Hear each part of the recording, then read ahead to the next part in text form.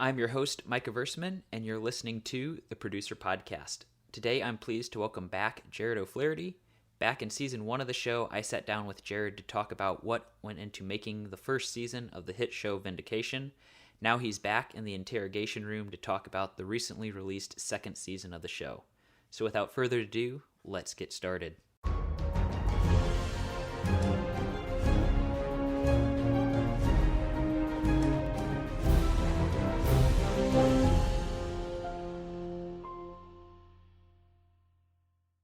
Thanks for coming back on the show, Jarod. Yeah, man, you're talking about my favorite topic right now, or one of my favorite topics. So I'm sure there are a few people, particularly my household, that are happy to give me an outlet to yap about it somewhere else. Yeah, you haven't got tired of all the interviews yet? No, I try to bring something new to each one of them, and each one's unique. So yeah, let's do a new one. All right. So I won't make you go back into your life story about getting started in film. If people want to hear that, they can go listen to your previous episode. But I thought, because I've heard a little bit of the story about how Season 2 came to be, and it's a little bit of a different story. So maybe take a few minutes to kind of share how you went from Season 1 releasing to getting a Season 2. Okay, yeah. So Season 1 released in August of 2019. So from where we're at right now, it's about 2 years ago, I guess. And at that time, I had kind of told my family I was going to hang up my hat from the filmmaking world and move into a corporate job that was a little more stable, few more benefits, because we had gone without that for a while, doing some other projects in Vindication. So I did that in August of 2019. And, you know, the series was coming out and people were enjoying it and they start talking about a Season 2, but I've got a job now and I've kind of moved on. And probably 5-6 months down the road, I got approached with, hey, you know, if some funds were there, would you want to do maybe like two extra episodes, you know, I would have a little vacation time from this job. And I thought, well, man, the itch is still there to do some filmmaking. So I talked to my family and said, hey, what if I, used one of my weeks of vacation to do 2 more episodes of this Vindication into a Season 2 and just see what happens with it. And they were okay. So we wrote some scripts, got the ball rolling on that. We're going to shoot in April of 2020, these 2 episodes. Well, anyone who's a historian or knows about March and April of 2020, there wasn't a whole lot of travel and filming and any of that going on. So we obviously had to abort. And the corporate job I was at that time, they had a lot of uncertainty. So I was one of the employees that got furloughed. So I was still on an employee. I just wasn't getting paid, and I wasn't going into work. So it was very time of uncertainty. And a couple months roll by, and it's summertime's coming around. We have these 2 scripts. Everything's ready to go, and we start planning to shoot those 2 episodes. Even during the shutdown stuff. And during that time is when an opportunity came up to do the entire Season 2. Distribution partners stepped in and said, hey, what if we could, make this happen for the full season? So we shot the first 2 episodes, which are episodes 1 and 2 of Season 2. We shot those in June of 2020. And then immediately got started on the remaining 8 episodes. And it was funny, while I was on set shooting those first 2 episodes, I get a call from my company saying, hey, we're ending the furloughs, we're ready for you to come back. And like, you haven't taken another job, have you? And I'm like, well, funny you should say that, because this opportunity came about. And so, yeah, so that's kind of how Season 2 happened. I kind of say if it wasn't for COVID and the furlough and some of those other things, we probably wouldn't have a Season 2, because had I been at that corporate job, I wouldn't have stepped away to go shoot Vindication. So, so all in God's plan, how it came together. That's for sure. So going into Season 2, were there any key lessons you had learned in Season 1 that you were planning to apply to making these newer episodes? Well, we heard from audiences who watched Season 1 that they felt like every episode got better. That they felt by the end of the season it was really rolling. Some people even said to the level of primetime television. Whereas our first couple of episodes, they very much felt like independent short films in the Christian space.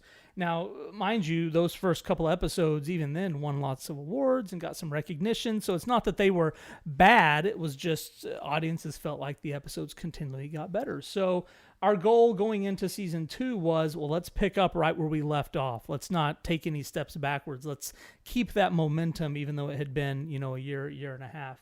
So we did that. Another lesson I learned is that while we had the crime of the week taking place in season 1, audiences said, what I really enjoyed were these characters with the ongoing storylines, whether it was Detective Travis and his daughter, or his coworker Chris, or his boss. Just those were the storylines that really kept them coming back. So in season 2, we took an approach of, we're still going to have the crime of the week, but it's not going to be number 1 on the list. Let's do some other storylines, give those top priority, and then still have the crime there, but it's just not the central focus.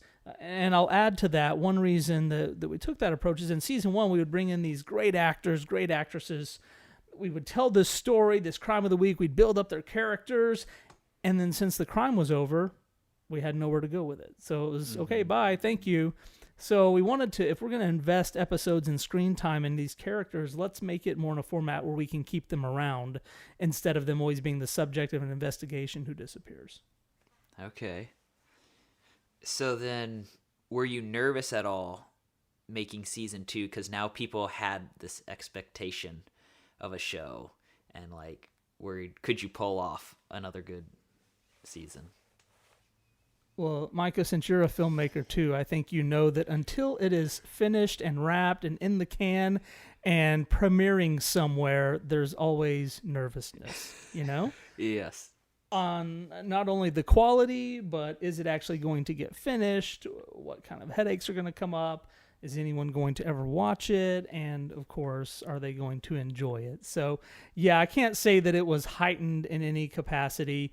It was because people were anxious to see more. So I knew as long as we give them something that feels like Vindication, we've got these great actors and great talent coming back. I know that those people are gonna do well. So most of the nerves were about the logistics of is this thing gonna come together and happen. Mm-hmm. So yeah, and I guess speaking of kind of characters coming back, how did you approach? Because you even brought some of the smaller characters from season 1 back, deciding who would come back. Was that you crafted a story and then you approached the actors, or did you reach out to see what actors from season 1 wanted to come back and then figured out how to tell a story from there? Yeah, I can't remember which came first. There was definitely a step in there of checking with them to see if they wanted to continue with the series.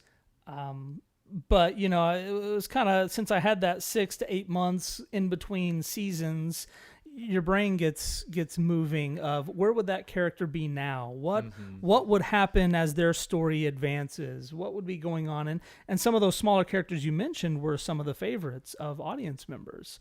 So, I love this character. I want more of that. What's going to happen here? What's going to happen there? So it was definitely let's move them forward. I don't want to just redo what we did in season 1. Let's put them in a new place and then give them an opportunity to have a character arc. So that was really the approach. I can't remember if I reached out. I mean, obviously at some point I said, hey, do you want to come back and do this? But yeah, it was more of just wanting to know where they are at in the future and building stories around it. Did you have a favorite character that you were super excited you got to bring them back for season 2? All of them. I can't pick favorites, Micah. Come on now. So at the end of season 1, we'll call it romance or relationship between Chris and Kevin was one of the few things that we did not wrap up in season 1. At the end of the season, you definitely see that there's a romantic interest and he kind of helped save Chris when she was in peril. But we never brought any resolution to that. Do they end up together? Do they not? So that was a storyline going into season 2 I definitely wanted to tackle. But at the same time, I didn't want to just give the audience what they would expect. Oh, okay, yeah, they go on a nice date and they like each other and and Happily Ever After. I had to throw a twist in there and take it a different direction. But that was one storyline I was particularly excited to revisit, and I guess those characters as well. Okay. Yeah, no, I definitely did not see where their storyline went, and the trailer did a very good job of surprising people, making them think one way. That is for sure. One thing I know me as a filmmaker struggles with when I do a new project is when it comes to the crew, I have all these people I love working with, but there's also these new people I've met that I want to work with, and trying to decide who I'm going to bring on. So what was kind of your approach with season 2? Were you trying to get as much of that crew back that had worked on season 1, or were you looking around and seeing who might be new but really benefit the production? Yeah, it was definitely, we have our central crew members that were instrumental in making season 1 successful. So even before things started rolling with season 2, I checked with them, made sure they wanted to come back, made sure they were available.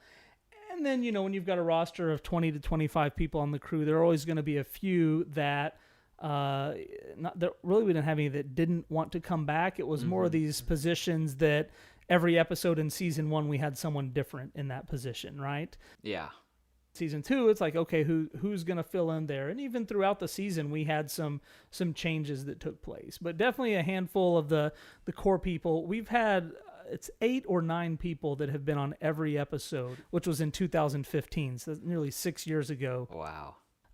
Those 8 people are like the core people, like, hey, I've got to have you, and they all are just part of the family and part of the lifeblood of Vindication. And then we have a few others not further back that have been on, 18 of the 20 or 17 of the 20. And then there are always a few positions that probably going into, if there is a season 3 that will be openings, that we have to find someone to fill in there. So, but that's kind of our approach to crews. Okay. So I did have a few budget questions. I guess my first one is, with season 2, did you guys get a bigger budget for it, or were you kind of operating at about the same budget level as you did on season 1? Yeah, there was a modest increase. Not what I'm not gonna say is ever enough, but we were a very modest, resource-friendly, economical production, and we did not move to the next bracket going into season 2, right? Mm-hmm. But there was, I want to say maybe 15%, maybe 20% of an increase between the 2 seasons. And even in season 1, our budget of our first episode to our final episode increased nearly double, maybe almost triple, because the first episode was just half the people were volunteer, unpaid, myself, everybody was for the most part just volunteering, and then the second episode moved up a little, and then the rest of the season. So yeah, there was a very modest, but nothing that put us in the next bracket. Yeah.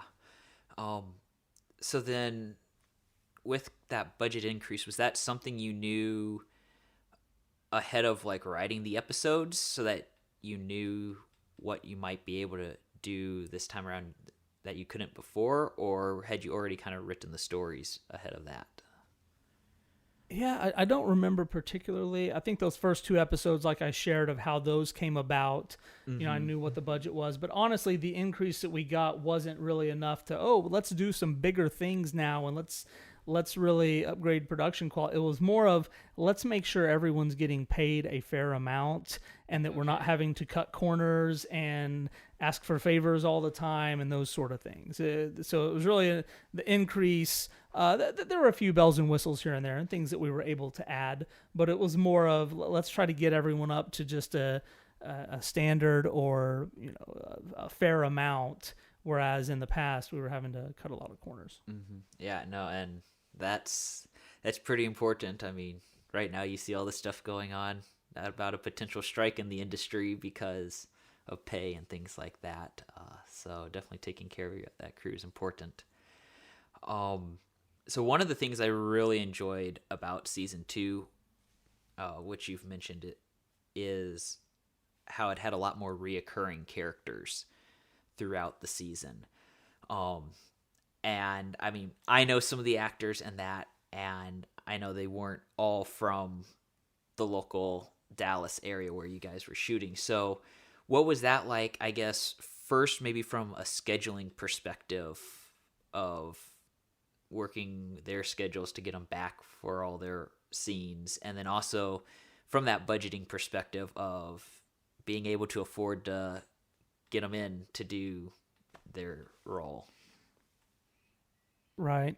I mean, you've kind of laid it out. Whenever we came up with a shoot date, we would look at the two scripts because we always shot 2 episodes at a time. Okay. And we would say, okay, who do we have to bring in? You know, who's from out of town? There were a few episodes that we left people out for budget reasons. Like, okay, we don't need this character in 2 scenes. Let's just cut him out of the scenes because it's going to save us $1,000 in travel. You know, if we don't put this character in these 2 scenes. So that did happen, and we did that sometimes where the budget dictated the script more so than the script always dictating the budget.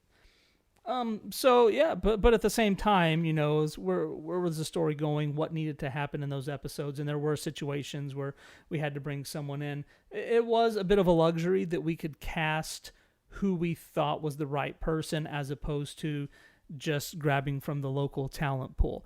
And I will say that after doing 20 episodes, the local talent pool tends to shrink because you know who the top people are, who are the best, most experienced, talented, and you want them in your show. And once you've used them, and okay, who's next? Well, 20 episodes later, that list starts getting shorter and shorter, you know, especially if you have, you know, we need someone that's this height, or we need someone of this ethnicity, or right. So you start running shorter and shorter in the Dallas area. And so, you know, we have to stretch a little wider.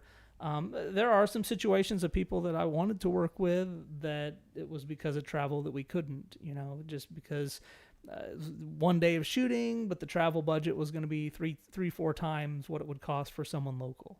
And so that's definitely a consideration when we're producing. Yeah.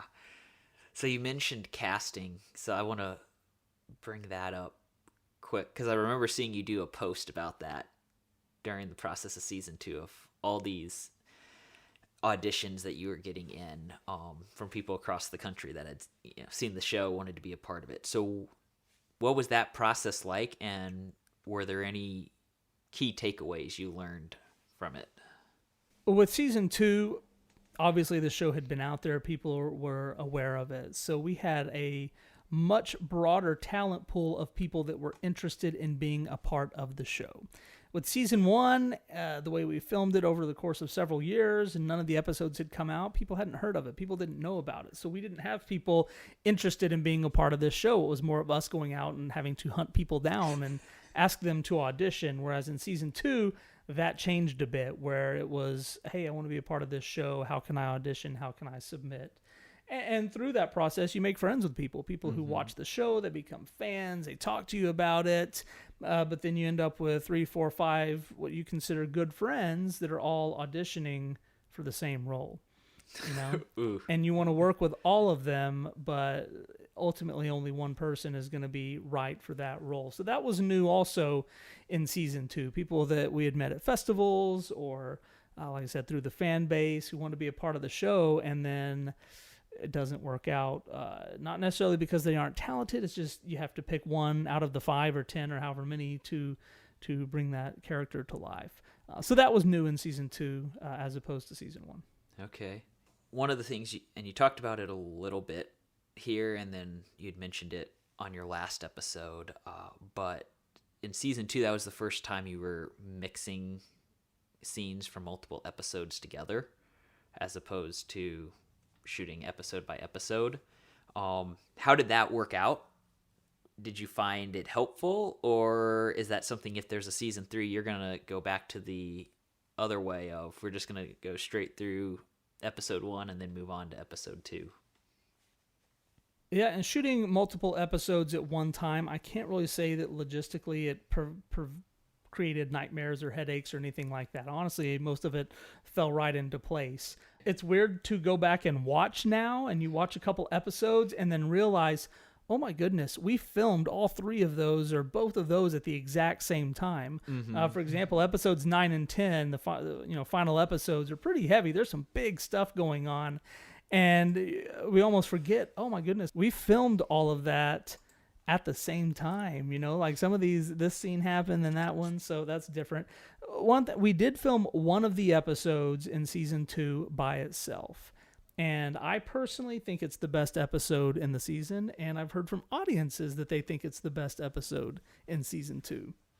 So that does raise the question, because it was a single episode, were we able to focus on it more, give it more of our attention, and really lift the quality, or was that just coincidence and it was really good script and really good cast? Interesting. Yeah. I'd be curious to know what the answer is if you ever figure that out. So we talked a little bit on your last episode about some of the locations that you had used in season 1 of the show. When it came to season 2, were there any challenges you faced with securing certain locations or finding a location that worked for the vision you had? I haven't counted yet, but we probably used close to, it feels like maybe 40 or 50 locations in season 2. And each of them had their headaches of where is this going to be until then you look back and kind of forget what a struggle it was to get there. Mm-hmm. One that comes to mind is in the first 2 episodes, we see Becky doing a prison ministry where she's going and visiting with Doris. And those are what we shot in June of 2020, where lots of public places are closed down. They were not letting anyone in because of COVID restrictions and everything else. And here we needed to find this industrial-looking complex that could pass for a prison. Not so much the exterior, just we needed an interior that would look like as believable as a prison. Well, of course, we start looking everywhere, just trying everything that we could, modern places, old places, wherever. And there was a community center. It was actually on a boys' ranch that I was familiar with from many years ago. I'd never been inside, but I went on their website and looked at some of the spots and said, this could pass for a prison. I went and looked, Google search for prison visitation areas and put them next to each other and said, hey, this looks like the real thing, right? This is what a prison visitation center looks like. So I reach out to the city and, not getting a lot of responses from them. That facility's closed down. And I was talking to this secretary and kept calling, and she was going to talk to the city manager, and nothing ever happened. Well, one time she asked, like, okay, what's the name of this show? What's it about? And I told her, and I called back a few days later, and when I answered her, she answers by name. Jarod, I watched Vindication. Oh my goodness. I'm going in there right now and I'm getting an answer from him. And she became a fan. She watched the show. And so she goes into the city manager's office. I don't know what happens, but I get an email with the signed permission for us to film in this facility. And come to find out, that facility was actually being torn down. The city was getting rid of it. It was going away. So they went in and cleared out this area for us. It was kind of under construction, let us film there. And while we're on set filming, this was the last day of episodes 1 and 2. And you're always worried about, if you're a producer, director, of what's going to go wrong. Are we going to be able to finish this shoot? And I'm there, and my, I think, assistant director came up. She said, Jarod, there's a lady here. She wants to talk to you. And I kind of look over her shoulder, and I see this lady that's like, she looks like an attorney or the mayor of the city or whatever. She's dressed nice, hair done, earrings, all, the rest of us are all sweaty, like crew people. Mm-hmm. And she looks, and I'm thinking, this is the city attorney. This is somebody that's ticked off. I'm like, what are y'all doing here? We're in the middle of COVID, all that. So the lady comes over, introduces herself. It was the secretary, the lady who had gotten us into the location, just wanted to stop by and see how it was going. I'm like, you want to be in it? She's like, oh my goodness, really? So we threw a shirt on her, and she's actually in the first 2 episodes, or the first episode at the prison visitation stuff. Nice. So I do have to ask, the one episode has a very familiar looking car to people who have seen Back to the Future. Where did you find that? Like, I don't really see those driving around. Yeah, you don't see those unless it's in a museum, right? Mm-hmm. So I didn't write into the script a 1982 DeLorean DMC-12, right? It just said like an 80s sports car, okay? And but I thought, for the character, if the episode you're referring to, the character who drove this thing was quite eccentric, and I thought, this would make sense for this dude, his daily driver, to be a DeLorean. So I reached out to like the DeLorean Club of North Texas. There were 2 guys there who did shows, but both of them were booked for when we were shooting. They were doing like, parades and that sort of thing. So I go to like this random website about renting DeLoreans, submit it thinking I'm never going to hear back. Let me move on to option 2. And sure enough, somebody got back with me, and there was a gentleman here he lived on Dallas-Fort Worth's a big area, and he was probably hour and a half away. Okay. We negotiated a rate, and he agreed to drive it out there and let it be on set for us. And he had a great time. He enjoyed it. He was taking pictures, and people from the city came out. We shot this on like the quietest road in the entire town when I went out there to location scout. But when we put a DeLorean out there, suddenly this became the busiest road in town of people slow down, window down. They're taking cell phone pictures out the window and everything else. So, but it adds that unique touch, I think, being able to get something like that into a show. Oh yeah, no, I definitely enjoyed it, and it fit the character really well.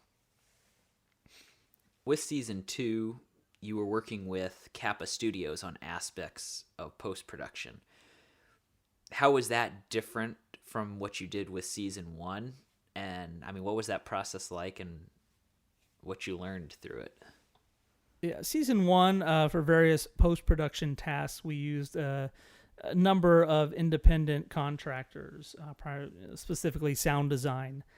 And each of them, I think, did a great job. You probably couldn't tell that it was different people doing the sound design episode to episode, but we just didn't have that continuity flow and methods to really knock these episodes out. It was just different for each one. So with Kappa Studios, obviously we got in a rhythm, and they got familiar with what I wanted as a director. I got familiar with what they were expecting on their end.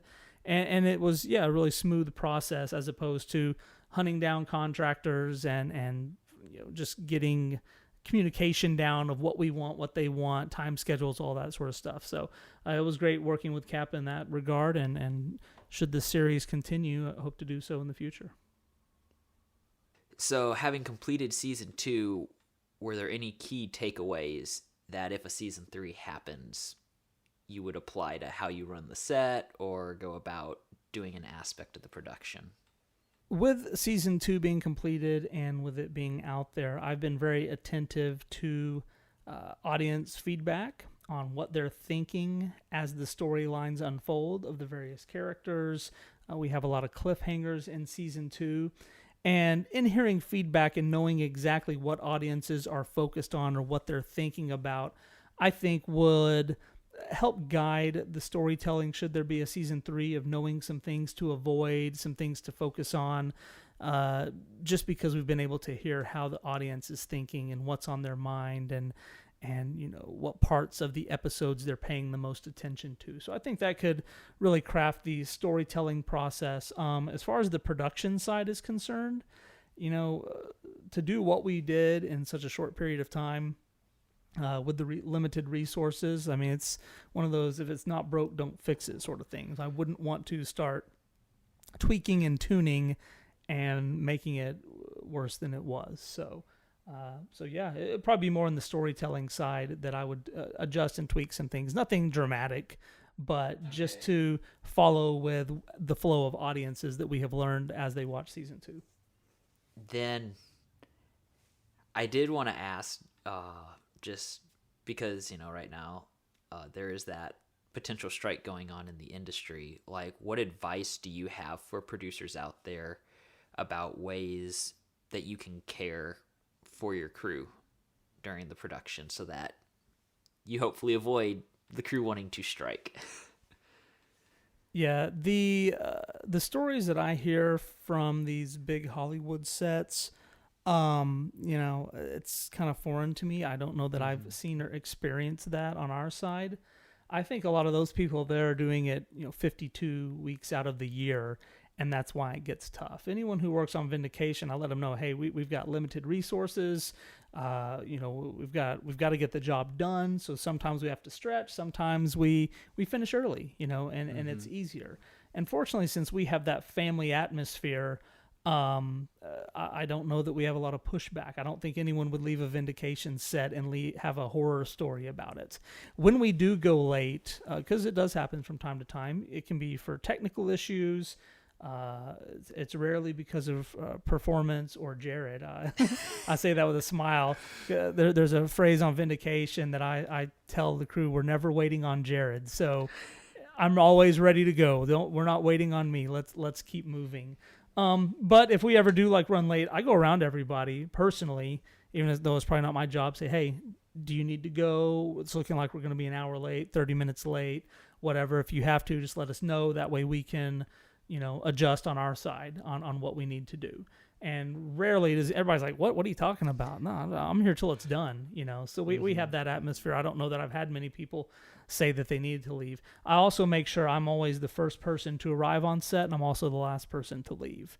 I imagine some of these stories we're hearing about of crews, that's not the case. You may have people that just show up and sip their coffee, do their performance and run, while these crew members are hanging around for 14, 16-hour days, I also make sure our turnaround times are appropriate, all those sort of things. But again, we're shooting for a little over a week, whereas some of these other productions are shooting for months and months and having those type of demands on people over and over. So I think that may be where a lot of the concerns are coming from. And at the same time, they're, every hour they can squeeze out of someone, they're saving money from having to do it on another day or add another shoot day. So I'm sure a lot of these decisions aren't out of cruelty, but more trying to squeeze every penny out of it that they can. Mm-hmm. So then my final question I had for you is, what advice do you have for producers out there about how to best network in the industry? Because I feel like for myself as a producer, I need to be networking with other producers, but you also need to know actors and, camera people and hair and makeup people, because you need to bring them on for your production. Can I sit back and listen to someone else answer that question? Because I need to know it myself. I have crew positions that I'm like, man, I wish I really knew someone that could do this. So, there are a few well-run film festivals that I go to, and I always meet people at those. And I've never come back and said, oh, that was a waste of time. Nothing happened. So obviously being online and in the social media networks, you can learn that. Here's a big one. Okay, I do have an answer for you. This is good. All right. All right. Here is how you can network. Here's how, as a producer, you can find those people. Is don't be a fan of only your work. Be a fan of what other people are doing. Support them. Watch their shows. Watch their trailers. Get behind their productions. It may not be monetary. It may just be liking stuff that comes up online and leaving them an encouraging word. But if you're a fan of other people's productions, you're not just focused on everybody, look at mine, mine's the best, this is what you need to be paying attention to, but you focus on other works. Who are the others out there that are doing things? You'll also meet the quality people that are working with them on the crew, grip, makeup, hair, sound, whatever it may be.